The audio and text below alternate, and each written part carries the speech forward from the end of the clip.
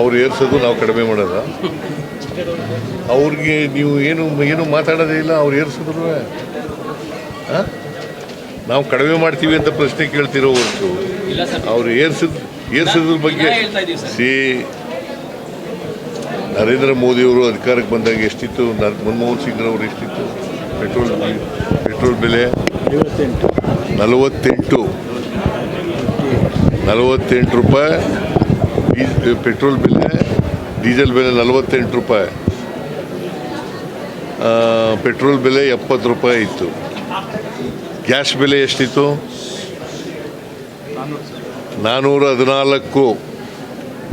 ಈಗ ಎಷ್ಟಾಗಿದೆ? ಮತ್ತೆ ಯಾರು ಮಾಡೋದು ಇದನ್ನ?